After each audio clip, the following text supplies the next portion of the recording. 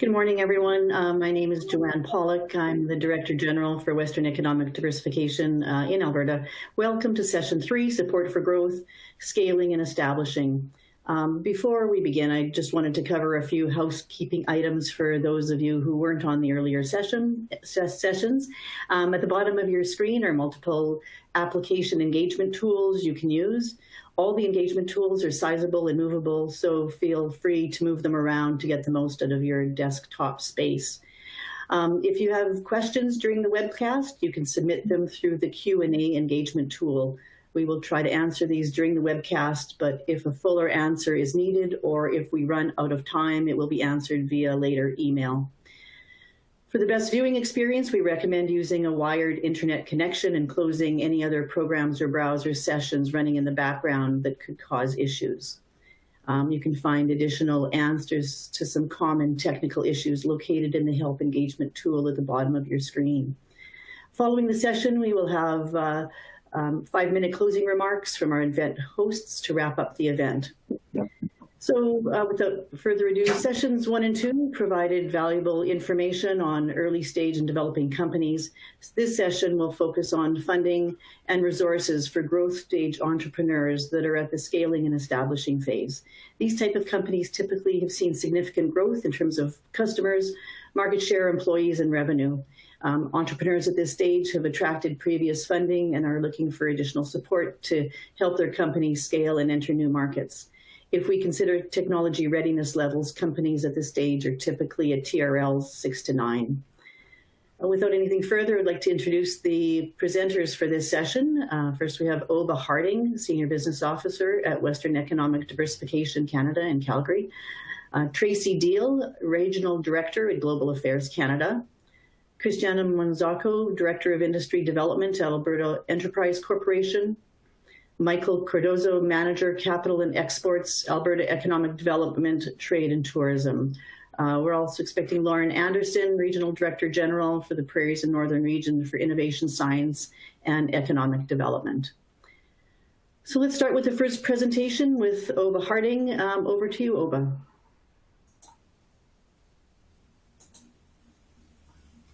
Thanks, Joanne. Good morning, everyone. My name is Oba Harding. I'm a Senior Business Officer with Western Economic Diversification Canada, or to those in the know, we're often referred to as WD. So I know government uses a lot of acronyms. I'm going to try and minimize them this morning, but Western Economic Diversification Canada, we're commonly known as WD, and I'll be talking about the supports that we have for growth stage small and medium enterprises.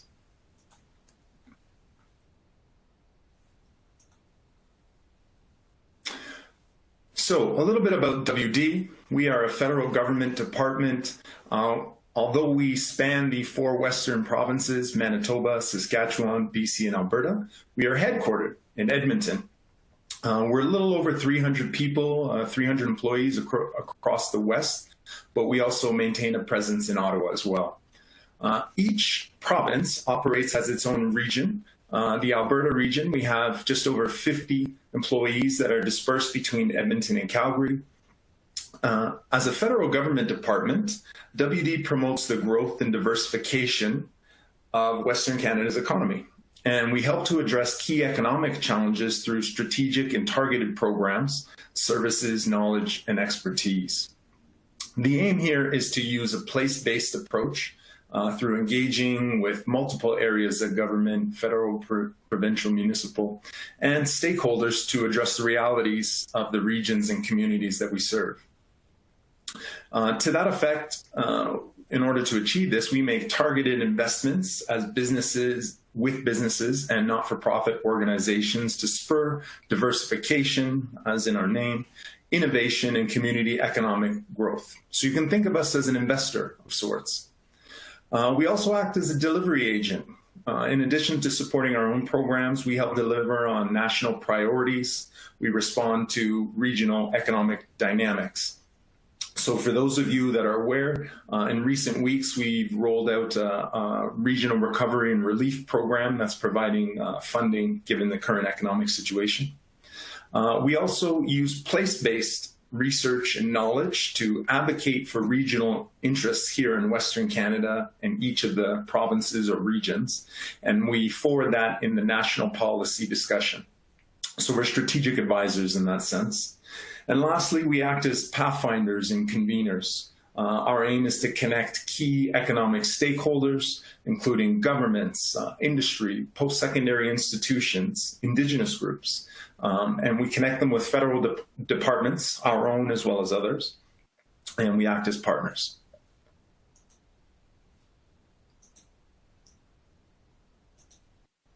So who do we serve? Well, first and foremost, we're out here to support businesses in Western Canada.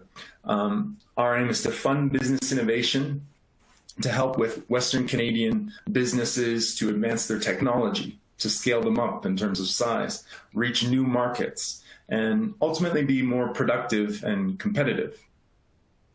We also work closely with not-for-profits. There are a number of industry associations, accelerators, incubators, and various industry-aligned groups that we aim to generate sustainable, inclusive growth and nurture regional innovation ecosystems.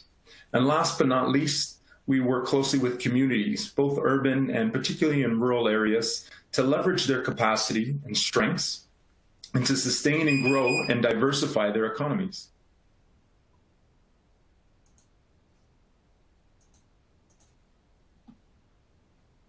So our priority areas. At a high level, WD has priority areas that revolve around clusters, but also inclusiveness. And inclusiveness in the sense to engage some groups in the economy that may be traditionally underrepresented, groups such as Indigenous peoples, youth entrepreneurs, and women. Our two main priorities of clusters inclusiveness are ultimately about WD's focus on strengthening these innovation ecosystems. We want to support growth stage entrepreneurs, community economic growth programs, and again, inclusive participation in that economic growth. So as a department, WD has identified the following Western Canada growth clusters. We have life sciences in Alberta and a number of investments that have been made and we continue to examine. Throughout BC, that focuses primarily on clean technology. In Saskatchewan, we have value-added agriculture and then advanced manufacturing in Manitoba. Diving a little deeper in Alberta, some of those clusters of priority include health data analytics and diagnostics, energy value-added, and smart agriculture. So WD provides strategic support in several program areas, such as the Regional Economic Growth Initiative, REGI or REGI. And that includes the Business Scale-Up and Productivity Program, which some of you may be familiar with, and also the Regional Innovation Ecosystems Program. So Business Scale-Up and Productivity, or BSP as it's often referred to, I'll be talking about that today, as well as the Accelerated Growth Service, or AGS program.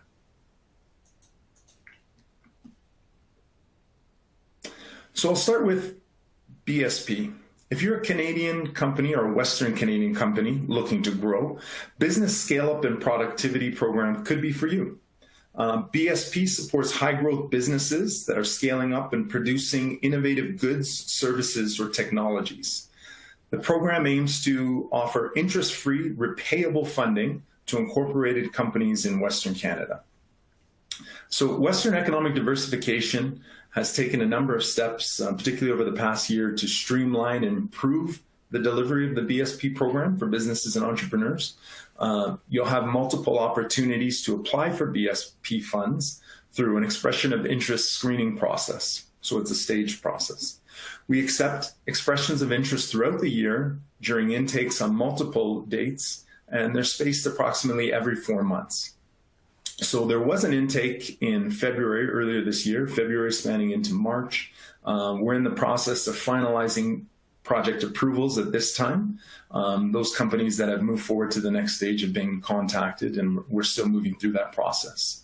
Upcoming in September 15th, spanning into October, we'll have our next intake open, and we also have an intake plan for January 15th, early in the year 2021.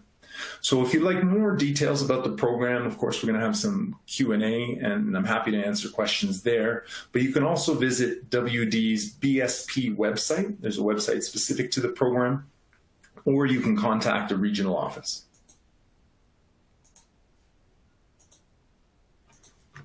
Okay, thank you, Ova. Let's I go have now more to...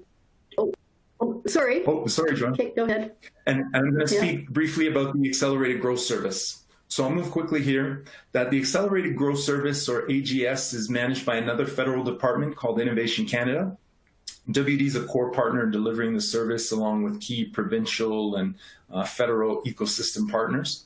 So this service is directed towards growth stage companies and gets relevant parties all in one room to talk about the offerings and help companies navigate the programs and what resources they can use on their growth path. So it's for incorporated Canadian companies with year-over-year revenue growth that generates at least $5 million in annual revenue.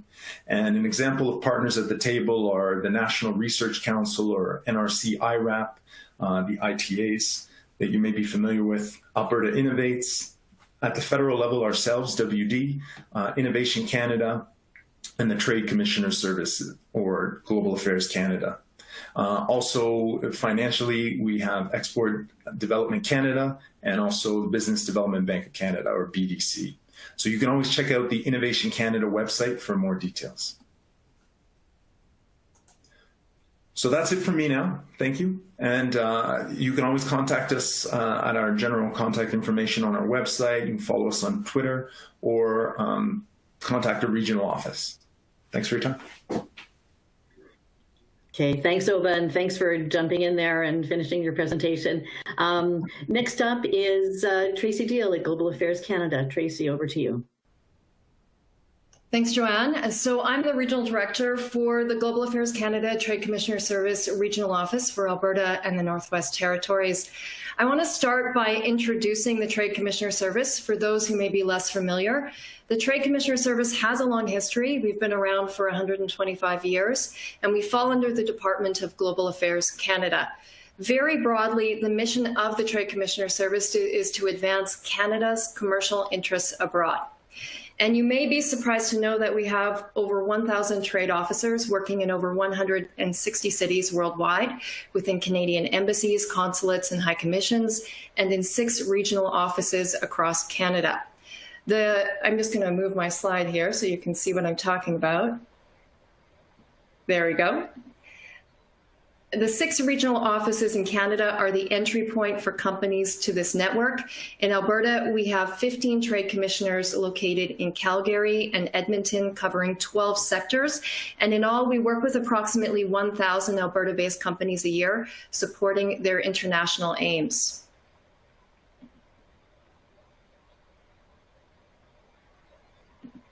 There we go. We work primarily with Canadian SMEs that have a demonstrated capacity for internationalization.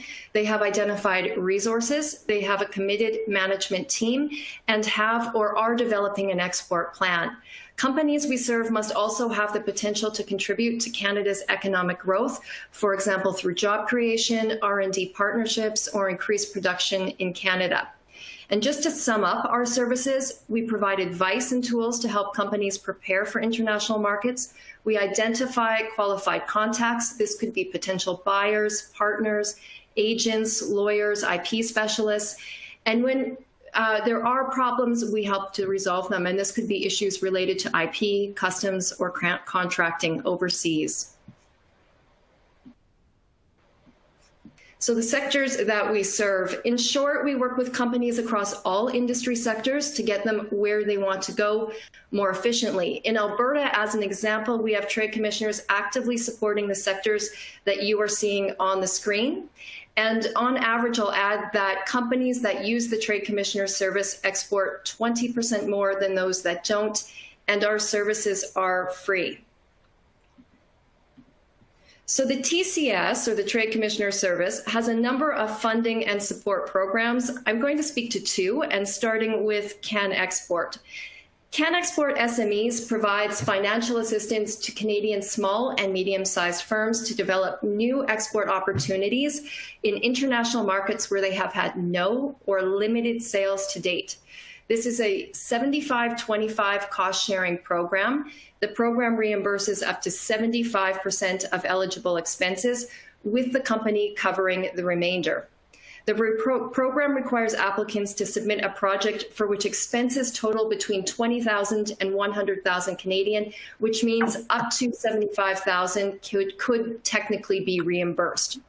And just a few details: to be eligible, you must be a for-profit company incorporated in Canada, have a CRA business number, no more than 500 full-time employees, and have at least 100,000 in annual sales in the last tax reporting year. The program is open to all industry sectors, including agriculture. The program aims to help introduce your product or service to new markets. Applicants can select up to 5 target markets for their project, and a market is eligible if during the last fiscal year your sales figures for that market are less than 100,000 Canadian or less than 10% of a company's total sales, both domestic and international. For Brazil, China, India, and the US specifically, we have segmented them into subnational markets for the purpose of the program. So for example, if you are already selling more than 100,000 to northeastern US states, you can still apply for a project targeting the West Coast. A decision on your application will be received within 60 days.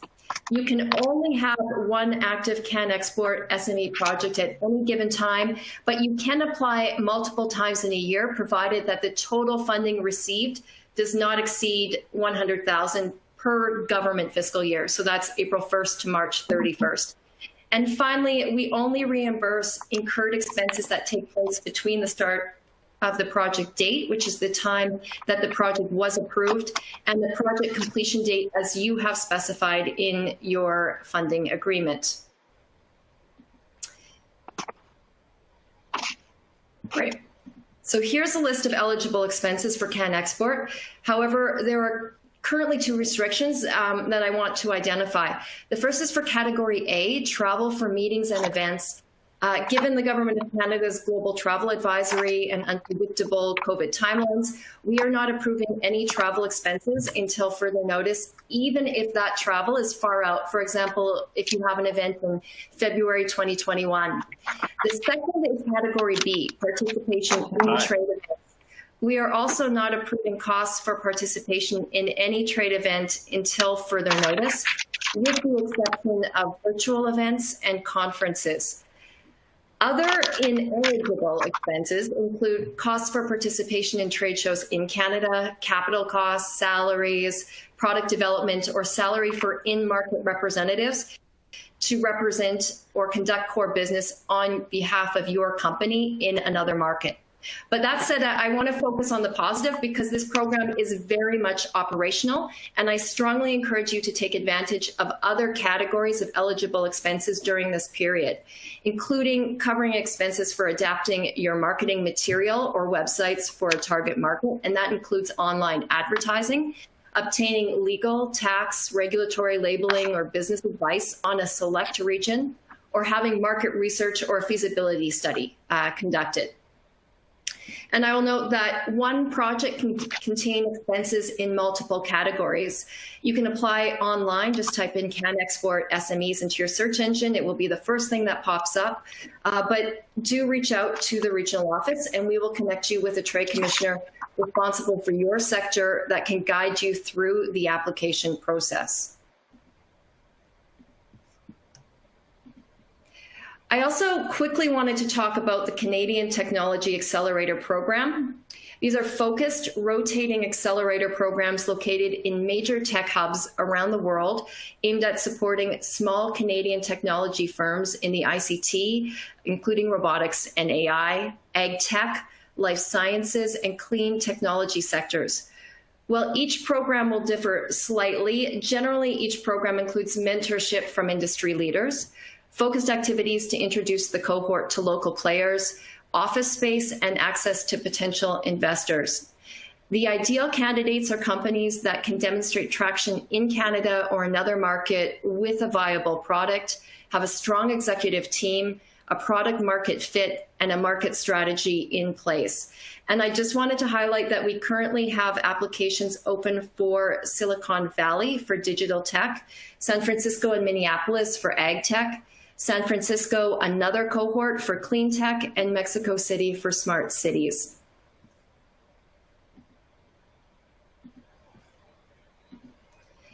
If you reach out to the email on the slide, we will provide you with more specific information on these programs and connect you with a dedicated trade commissioner. And if you go to our website, you'll also find a step-by-step guide to developing your export plan.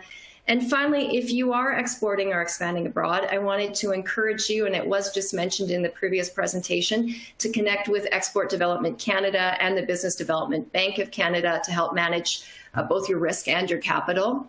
EDC products include export insurance, export financing for Canadian companies and for foreign customers, and bonding solutions. And BDC supports, they support Canadian SMEs, including exporters through financing, growth and transition capital, venture capital, and business advisory services. I will leave it there. Thank you. Okay. Thanks very much, Tracy. Before we go on to the next speaker, I just had a quick question for you, though. Just wondering what kind of opportunities you're seeing for exports for Canadian businesses, just in terms of export destination, industrial sectors, or types of products. Is there anything? I know your programs seem to be open to all sectors, but if you're seeing any particular opportunities. Right now, I don't think we're seeing any change in the types of industry sectors that are applying for this program. But what we are focusing on currently as a department is the life sciences sector, and where there are opportunities abroad for those companies who are providing either PPEs or other COVID response related materials. And so they would also have the opportunity to apply through this program to reach other markets or to explore other markets. Okay, great. Well, thank you, Tracy. Next up is Christiana Manzacco at Alberta Enterprise Corporation. So Christiana, over to you. Great. Thank you so much, Joanne. It's excellent to be here today. Thank you for having me. My name is Christiana Manzacco. I am the Director of Industry Development with Alberta Enterprise Corporation. So who we are, Alberta Enterprise is a fund that connects Alberta innovators, inventors, and entrepreneurs to money, markets, and mentors. We do this by fostering a thriving venture capital industry in our province. So the way we do that is we manage a fund which, via our venture capital partners, invests into tech and innovation companies. So since our inception, we've committed about $198 million for investment into 16 VC funds, as well as the Accelerate Funds 1, 2, and now 3. And we cover a very diverse range of industries, forward-looking industries, including information technology, industrial technology, life sciences. And through our funds and their syndicate partners, we've invested more than $568 million back into Alberta tech companies. So the way that we do this is we invest in funds that complement the deal flow that we have in the province of Alberta. So in order to ensure that we do this in a very aligned, thoughtful way, we undertake a deal flow study, which gives us a very good understanding of the number of tech companies in Alberta, as well as their sector and stage breakdowns. So the last study we completed in 2018, and we are looking to undertake the next study this year. So when we make new fund investments, we match the sectors and the stages of our venture capital funds and their investment thesis to the available deal flow in Alberta, just to ensure that the startups that we have here have the greatest access to venture capital investment and mentorship that they can possibly get. So you can see through our portfolio of active funds here, not only are they creating access to that capital for startups, but also the value of their expertise, which they have through successfully scaling their own ventures, and through their knowledge of markets around the world, as well as access to corporate partners, syndicate investment partners. They bring the whole benefit of their network to Alberta tech companies. So we're also very excited to announce that we have launched a third early stage angel co-investment fund, and that would be the Accelerate Fund 3. So we've had Accelerate Funds 1 and 2, and because of their great success in providing early stage capital to entrepreneurs, we have invested $10 million into Accelerate Fund 3. And as previous, this fund will be managed by Yaletown Partners with the support of the A100, just to ensure that they have a really robust connection to very early stage Alberta tech startups. So beyond the funds, which we invest in, we strive to connect startups with both local and international investors, as well as programming and other markets via the Start Alberta portal. So Start Alberta was initially created by Alberta Enterprise Corporation, the Venture Capital Association of Alberta, and the A100 as a way to connect investors with Alberta tech companies. So it fills a void within the Alberta ecosystem as a free and open source central deal flow directory, which any external stakeholder to Alberta could look to in order to see Alberta tech companies which they could be interested in investing in. So it's free for anyone to sign up. And it initially started as a way for entrepreneurs to connect with each other and to find investment. So at the earliest stages of an entrepreneur beginning their journey to understand, what equity investment is available to me in Alberta, either through angels or through VCs, institutional capital. A really great first place for that entrepreneur to look is on Start Alberta to better understand the whole breakdown of the available capital we have in Alberta.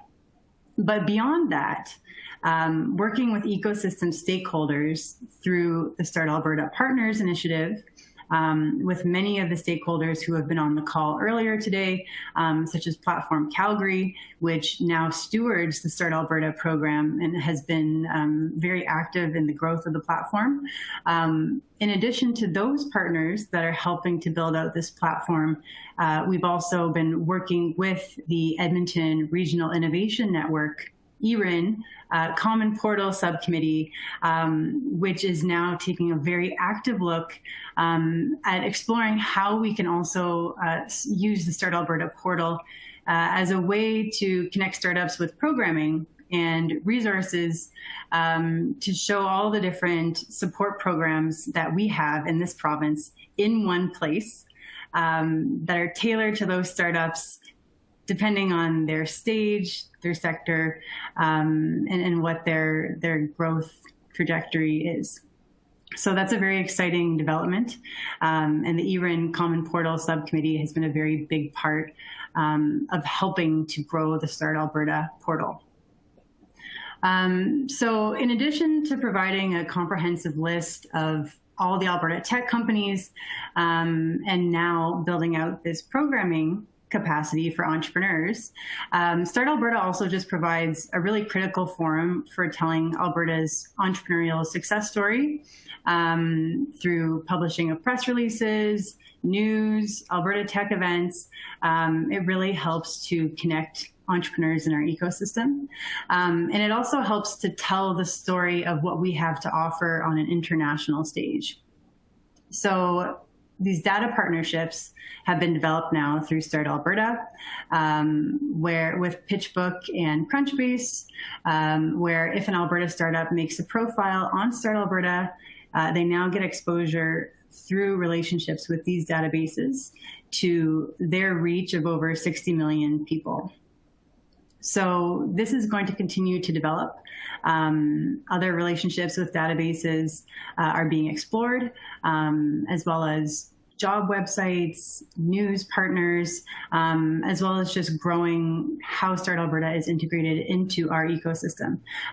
So as a startup, if you haven't already made a profile, we highly recommend that you do that.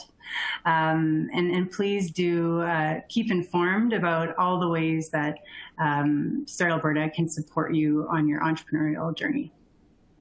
So I definitely forgot to click forward on a few of my slides, but hopefully these will be provided later.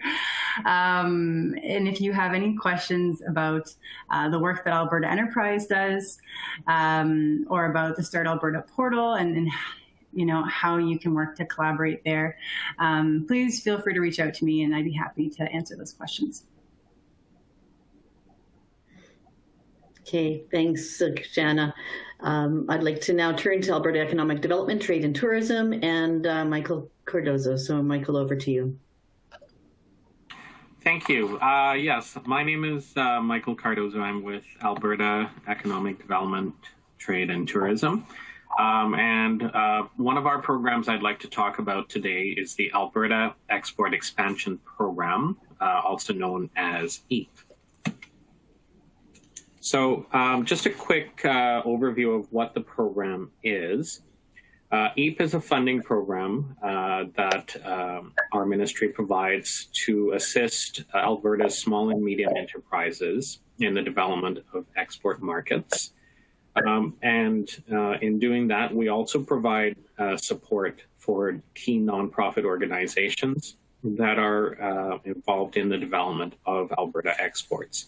So that includes also municipalities, First Nations, Métis settlements, as well as industry associations and economic development organizations. Back in 2019, we took a good look at the program, and what we did was found that based on feedback from our clients, some tweaks were desired with the program. So we took the old SME Export Support Fund, which some companies may be familiar with, threw in a number of enhancements and came out with the new and improved EAP.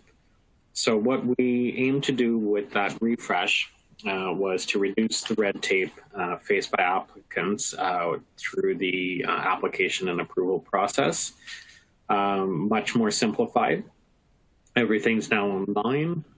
We also looked at increased funding annually for each applicant. It's now up to $25,000 per government fiscal year, which runs from April 1st to March 31st. We've added the option for a company to also bring a buyer into the province versus just traveling to the foreign market. So some more details about the program. When you are approved for the program, applicants can receive up to 50% of their eligible costs for small and medium enterprise applications.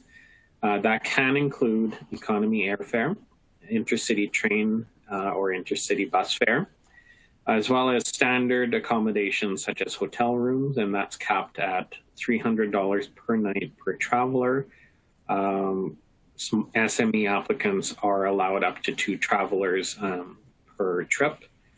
And then we also cover costs related to the translation of marketing materials, as well as participant registration fee for trade shows, and as mentioned, up to 2 travelers. In terms of inbound travel support, again, that's $25,000 maximum annual support per applicant.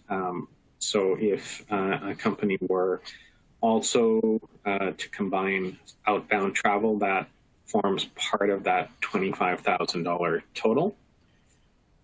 You could bring potential buyers in and then, for example, give them a tour of your facility. With not-for-profits, the funding is similar, but a little bit different, with some not-for-profit organizations receiving up to 75% of eligible costs covered. And those organizations include First Nations, Métis settlements, industry associations, or economic development organizations. Municipalities would receive up to 50% of eligible expenses. So some key points about the program itself. All applications are now done online. There are no more paper-based applications to the program.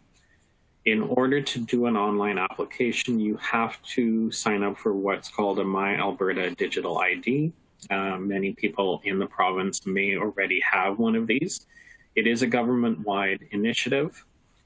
For applying to EAP or any program offered by Economic Development, Trade and Tourism, you only need what's called a basic account, which you can gain immediate access to as you go through the MADI process, versus a verified account, which you do have to wait for a code to come in the mail.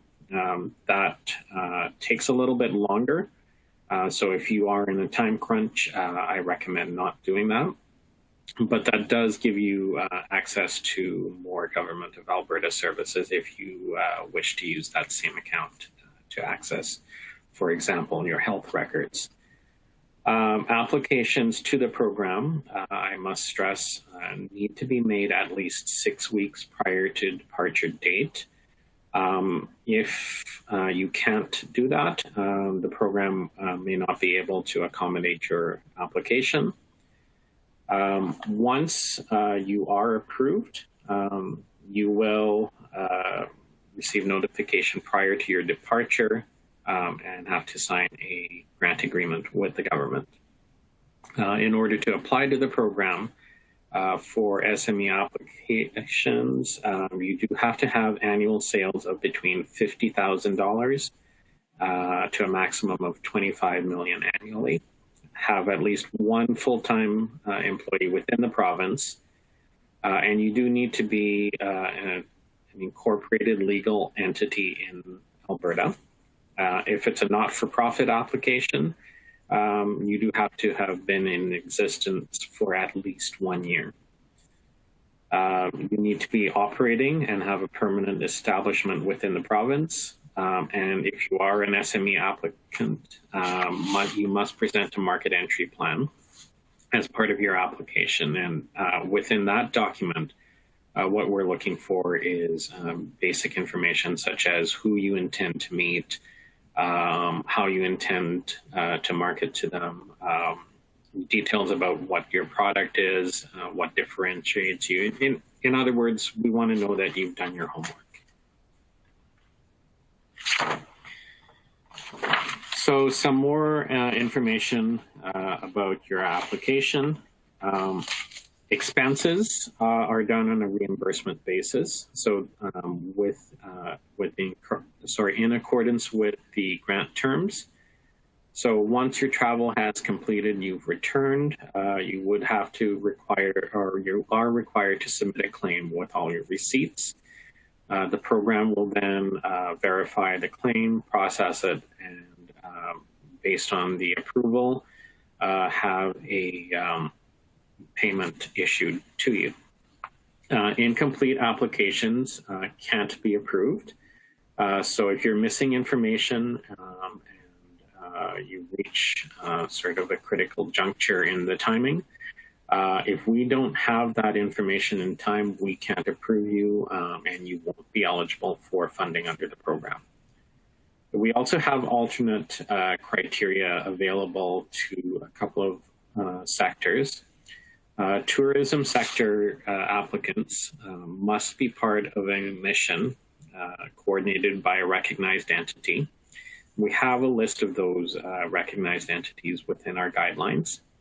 And technology startups may be eligible to have the minimum $50,000 annual sales requirement waived. I have a link in this deck to our program guidelines, but it's also very easy to find with a Google search on the internet. So some other tips regarding the program for SME applicants. We do stress that you do need to include your market entry plan. As I mentioned before, we need to know why you're going, who you're going to meet with, and how do you plan to establish yourself in the market. Also, we want to see that you understand what your risks are and how you plan to differentiate yourself. Your application to the program could be for a single trip, or it could be for a multiple trip application. You do have to apply for a minimum of $1,000 in grant funding, and then you, as an applicant, you cannot exceed $25,000 annually. You are able to have multiple applications active. For example, if you were to travel in September to Japan and then have another application for travel in November to, say, Germany, that's something that we do allow under the program. You could also, without knowing specifically when you would be going to a location, for example, apply to the program and say, well, we know we will be meeting with a potential buyer. The trip will be 3 days in length, and we know it'll occur in the fall. You could specify that rather than specific dates. And then as those dates firm up, just keep in contact with the program, let us know. We highly encourage you to apply early. We find that some applications do require a bit of clarification. If we don't have enough lead time to have those questions answered, we won't be able to approve your application. There are stacking limitations for the program, so we do not essentially allow stacking from other levels of government. And what that means is if you're already receiving government funding for the travel, then you can't receive it from us. There are other resources that can help you with exporting. Economic Development, Trade and Tourism has in-house trade officers. The Government of Canada also has a very similar program to EAP for Can Export, called Can Export.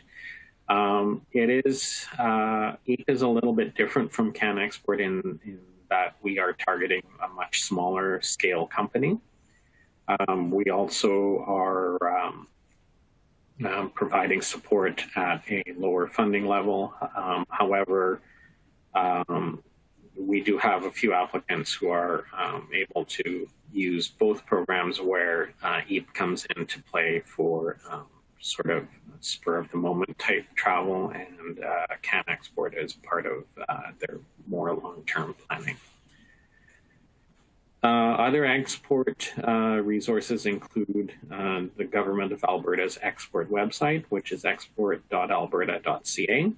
And also related to EAP is the Export Readiness Micro Voucher Program, and that is delivered on our behalf through Alberta Innovates. And we've also been involved with an initiative called the Trade Accelerator Program within Alberta that's currently being offered by the Edmonton Chamber of Commerce and Calgary Economic Development. So as we end this presentation, I just want to add that during the pandemic, we are still accepting applications. However, at this time, we're unable to provide you with an approval. So for sort of the immediate term, it's unlikely those applications will end up with an approval given the current travel restrictions that are in place. However, we do encourage, if you have something longer term down the road, to submit to the program early. We can work back and forth with you, have some of the details figured out, and that way when travel restrictions are lifted, it will be a very quick process for us to give you an approval. The program is also looking at potentially covering virtual events. So if that is something that you are considering, please submit an application. At this time, no decision has been made on whether the government of Alberta will support those. But if you do have an active application, then we can approve you very quickly should that occur. And that is the end of my presentation. Thank you very much, Michael. I'd like to turn now to our last speaker, so over to Lauren Anderson at Innovation, Science and Economic Development. Okay, thanks very much, Joanne. It's a great pleasure to be here. Two things. First, thanks for putting me on last. It's always good to be the last speaker through the day. But I promise that I'll have a real gem of a tip for all the innovators and folks out there who are interested in growing their businesses. It's really going to help you do that. So I am the Regional Director General for Innovation, Science and Economic Development Canada. That's ISED for short. And I'll just slide over to the next slide here.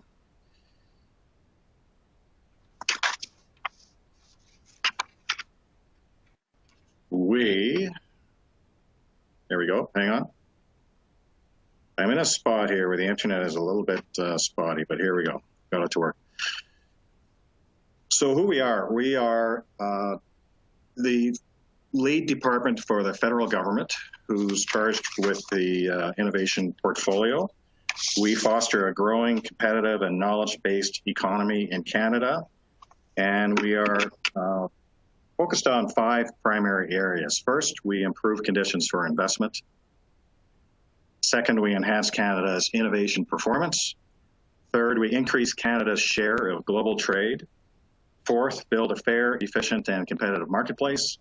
And fifth, these are main categories, we support scientific research and the integration of scientific considerations into investment and policy decisions. So for you innovators that dialed in today or passed into this program, we have 5 key funding program areas that are broken down to financing programs, wage subsidies, loans and capital investments, grants and contributions and other financial assistance, and finally tax credits.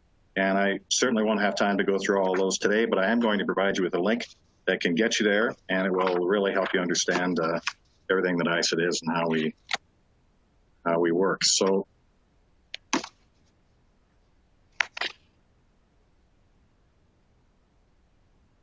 coming up is a map of Canada. Really what we do is we work with all Canadians in all areas of the economy and across the country to fill a mandate that I mentioned earlier. You see on the slide there are different colors, just to indicate that there's 5 different primary regions. The region I'm responsible for is Prairie and Northern, and that's the orange one on your slide. But we do report into Ottawa, and we're constantly connected with them to help influence policy decisions and programs that will help facilitate the growth of Canadian business. One good example of that recently is our quick reaction to the COVID crisis pandemic, that we were able to custom design some programs that would really help Canadian companies contribute to the COVID effort, either with providing PPE or conducting testing or reacting to the supply chains that would need to be tweaked a little bit because of the international challenges we're all facing. But the key thing about ISED is we have proven, although we're a big department, we are resilient as well. We do serve the other key sectors. I'll just list them quickly. Science, as I mentioned earlier, all types of businesses, small, medium, large. We're heavy into the tourism. We have responsibility for spectrum management and broadband, and that's a big deal, especially in rural communities lately. Research and development, artificial intelligence, agriculture and agri-food, and as I mentioned, we're also helping source PPE for the COVID crisis. And the next slide is not going to speak to. I'm going to insert a topic that I wanted to bring up, and it's the tip that I think every innovator in this call will appreciate. If you have not gone to this site yet, Innovation Canada is part of ISED. They have a really fantastic portal that does help you understand, well, helps us understand who you are and what types of supports you may need. So if you go to innovation.canada.ca, that's innovation.canada.ca, you could go there now, and while I'm talking for the rest of my presentation, fill in the questions. There's a series of blanks that you indicate what type of business you are, the type of support you're looking for, what your main goals are, and you can click on more than one main goal, and a few other questions. And once you're done, you click submit, and it'll generate a tailored list of results that you can use that points to potential programs, funding sources, key categories of how you can go there and avail yourselves of the various programs and funding opportunities that are out there. I tested it out yesterday with a fictitious business that I run, and I'm telling you, it is chock full of great information that really streamlines and helps navigate the myriad of federal government funding sources that are available. So I strongly encourage you to go there, innovation.canada.ca. So I do have a little bit of time to talk about three of our flagship programs. The first one is Strategic Innovation Fund. Next will be Innovative Solutions Canada. And finally, I'll talk a little bit about superclusters. So the Strategic Innovation Fund is open to all types of businesses. You can put an application under one of 5 different streams. And you've heard throughout the day and last week's sessions, some of the successful companies and enterprises that have received funding from the federal government through either one of the SIF funding streams. So stream 1 is to encourage research and development that will accelerate technology transfer and commercialization of innovative products, processes, and services. Stream 2 facilitates the growth and expansion of firms in Canada. Number 3 is to attract and retain large-scale investments in Canada. 4th is to advance industrial research. And finally, number 5 is to support large-scale national innovation ecosystems through high-impact programs. So the last one that was added, not what stream 1 through 5, but it's a COVID-specific stream that I mentioned earlier. ISED reacted very quickly to look at what can we do as a government department and really encourage companies to step up and do something that we can help fund. And we were able to do that in a significant way, and I think their results are showing themselves to be of high value. So for more information, when you go through that innovation.canada.ca site, one of the buttons that will come up will be Strategic Innovation Fund, and you'll be able to learn more about each of the streams. The second one is Innovative Solutions Canada. That's a really exciting program where government can serve as a first client. We put out various challenges, and if a Canadian company is interested in responding to that challenge, we'll provide funding, proof of concept up to $150,000, and that's for a period of up to 6 months. And that's to prove the technical merit, feasibility, and commercial potential of an innovative idea. And if you get past that stage, we'll also provide prototype development funding of up to $1 million. And that's for a period up to 2 years, and that's to be made available to folks who made it, or companies that made it through the proof of concept phase. So just like SIF, Strategic Innovation Fund, the ISC came up with a separate stream for COVID challenges. So we've seen a few of those come through, and very quick timelines and responses, and we've been able to get approvals out the door very, very fast. The third main category area I want to talk about is the superclusters. I think we've been hearing a fair bit about that. We have 5 superclusters across the country. Regionally based, we see the Digital Technology Supercluster is based in Vancouver. The Protein Industries is based in the Prairies. The Next Generation is in Toronto, and Scale AI in Montreal, and the Ocean Supercluster is in Halifax. That funding was announced about 3 years ago. We're into year 4. The funding is matched by industry. It's an industry-led supercluster designed to build ecosystems that may not have naturally come about. And like I said, the $950 million that has been invested by the federal government is matched dollar for dollar by the private sector. And we're hoping that it's going to create well in excess of 50,000 jobs over the next 10 years and have a significant impact on Canada's GDP. So the funding is non-repayable, it's industry-led, consortia, and like I said, it's just been a little bit over 3 years since it's been in existence. And really the intent is to align the efforts of diverse industries and to align the efforts of the industries, researchers, and intermediary institutions, really with the design to build those ecosystems that we know could form on their own, but they just need a little bit of a nudge. We have seen success around the world. For example, Food City in the Netherlands, they're very tightly geographically located. The challenge for Canada is we were so vastly separated that we need a bit of a push to get folks to, or companies to work together to build that ecosystem. So more information is available on our website.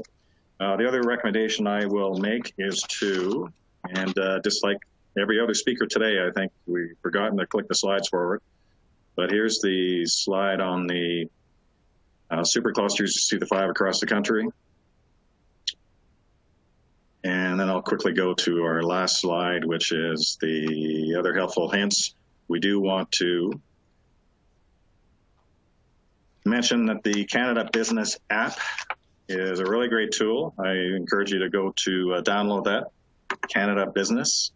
Also go to the innovation.canada.ca site, and our own ISED internal website has got tons of great links and help for entrepreneurs.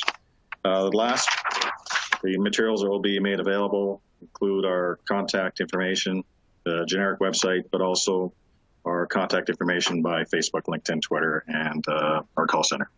So Joanne, I think that probably covers a super high level overview. Happy to answer any questions that anybody might have. Okay, thanks very much, Lauren, and thanks to all the speakers. I'm going to turn now to some questions that have been coming in as we have been listening to the presenters. There's maybe a cluster of questions, and I'd put this to Tracy and Michael, all around implications of COVID. So COVID costs, with COVID, like what costs would CanExport cover with travel restrictions? And what happens if you apply for EAP or CanExport or other programs and in anticipation of travel, but travel restrictions change? So there's a few questions there. I'm just wondering again, Tracy and Michael, if you could respond to that. Maybe we'll start with Tracy. Sure. So as I mentioned earlier, right now, we're not approving any projects that have travel in them or for trade events that are taking place overseas. And that's, it doesn't matter what the timeline is for that particular event. But with those who had applications in previously and then their plans were affected by COVID, if there were expenses made and they're unable to get reimbursed for those expenses, we will still cover up to 75% of those expenses.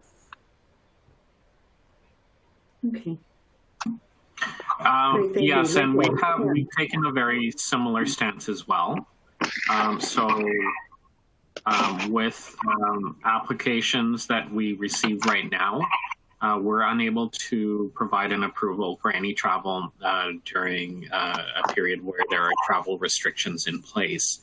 If you have a prior application in, which I believe there are actually very few right now that are sitting active, and again, if you've incurred expenses prior to the pandemic sort of being declared and travel bans being put in place, then the program can reimburse you based on your agreement for those costs. But in terms of any travel that occurs right now, we wouldn't be able to cover anything, and we wouldn't have given an approval out for those. Okay, great. Thank you, Michael. Next set of questions, and this is for Christiana, mostly about the stage of companies that you would be dealing with. Some questions about how a startup, for instance, would access Alberta Alberta Enterprise Corp funds, or the minimum TRL stage for companies, or if you might be looking at more early stage companies in the life sciences area in particular. So I wonder if you could respond to that. Yeah, I would be happy to provide some additional context there. So often some of the confusion around how Alberta Enterprise plays in the ecosystem needs to be spoken to a little bit. So we are a fund of funds, which means that we make investments into venture capital funds, but then it is those VCs themselves independently that make investments into tech companies. So we as a fund do not do direct investing into startups. So if you are interested in receiving VC capital, of course, you should directly seek to build relationships with those funds, you know, and of course, in terms of the stage and the industries that are interesting to them. So that's why, as a first starting point, it can be very informative to go on to Start Alberta and look up these different funds that are part of AEC's portfolio. They are on the slide that I listed previous. They're also on our website under our investments. So you can see all the funds that we've invested in who now have offices in Alberta, and they have an active senior fund manager on the ground looking for deal flow. They've also been, of course, heavily vetted, and any one of those VCs would be great for you to reach out to directly in order to build that relationship, to ask for mentorship, advice, and down the line to also seek investment when you are ready for it and when you are at the stage that is of interest to them.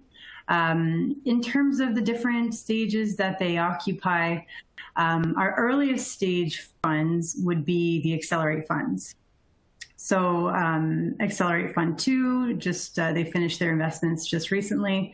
That's the Yaletown Partners team.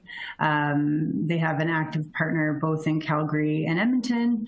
And now we have also launched Accelerate Fund 3, which is the same team, Yaletown Partners in collaboration with the A100.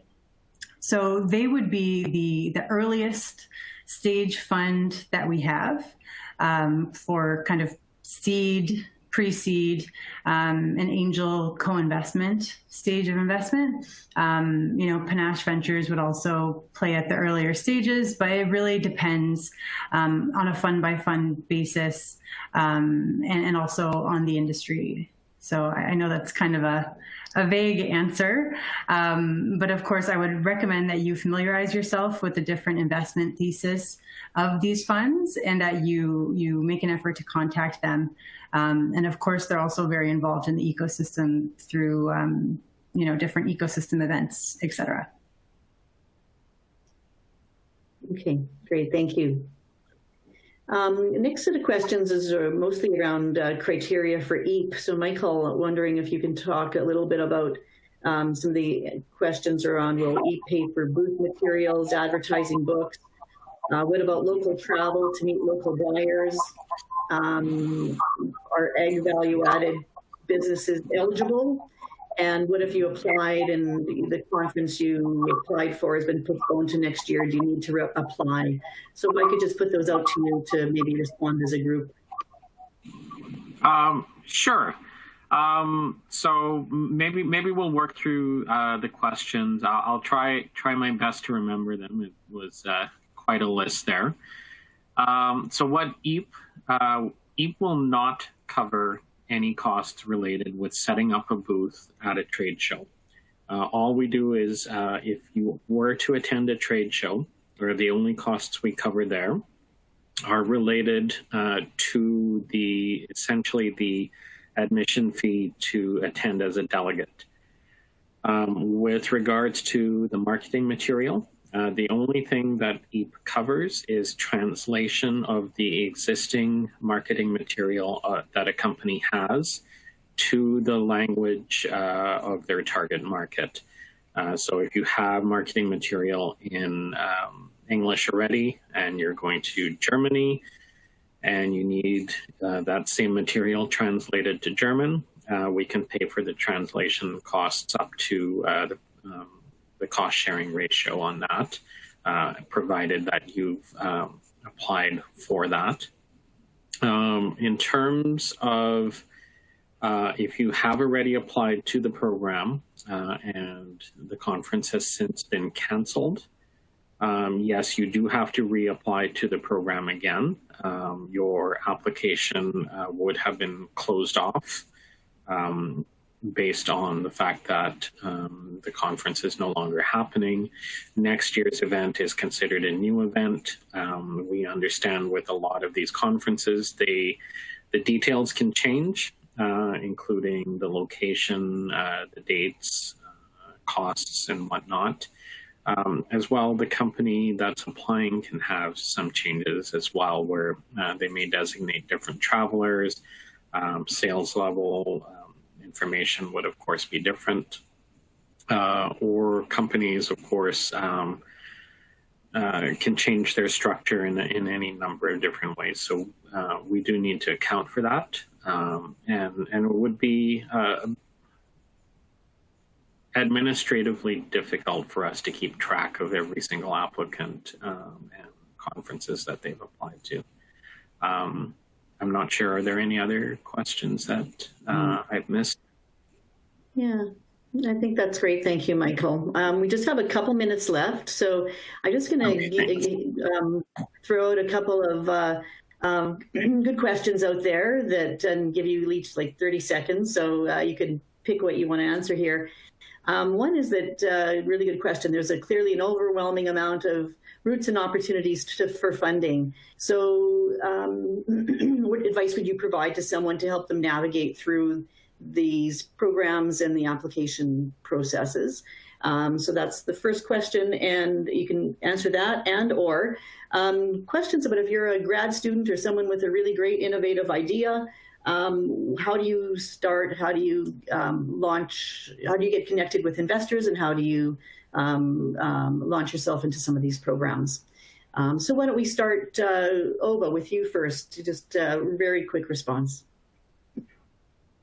Sure. My quick response is that there was a great suggestion for the Canada Business app that's out there.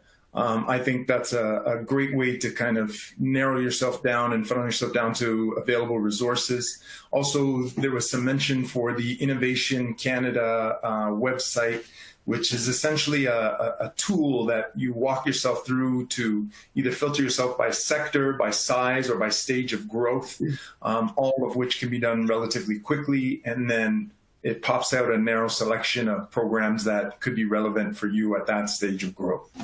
Regarding students, I did a lot of work prior to my work with WD, working with, sorry, I was say we've got about 30 seconds. Can I just give Lauren a chance to jump in, and then we'll have to just end because we have to end on time. Thank you very much. Yeah, Lauren, did you want to jump in? Sure. I was just going to repeat the exact same thing. The Canada Business app and the innovation.canada.ca cannot be oversold. Go there, check them out. They really do a wonderful job pathfinding. Okay. That's great. Well, thank you to everyone. And I think we need to end now. We're going to the closing session to hear from our event hosts. Thank you very much, everyone. Thank you. Thank you. Thank you. Thanks very much, Joanne and panel. This brings us to the closing of our session today. It was an extensive morning of information, and I'm sure many of you are suffering from information overload. On behalf of my colleagues, I want to thank you for participating in today's government funding workshop. I hope today's workshop series was informative to help you navigate the various government resources and ecosystem resources for you here in Alberta. I'd also like to thank all the presenters and moderators, as well as Alberta Innovates, for helping make today's event possible. This was really a team effort, and we were pleased to be able to do this in our partners with the provincial government, Alberta Innovates, and many of the other players across the ecosystem. While we're pleased to take you through a tour of funding supports of firms, and you saw the various levels of support that help to make you successful, just as an important part of this in this entrepreneurial ecosystem is the people within it, many of whom you saw present today. They come from a variety of backgrounds, expertise, skills, and passions, but they all want to serve you, the entrepreneur, and help you succeed. So take advantage of that support and connect with people who have lots of experience to share, and they are keen to share it with you. And if you don't get the support you need from one individual, keep persevering and trying.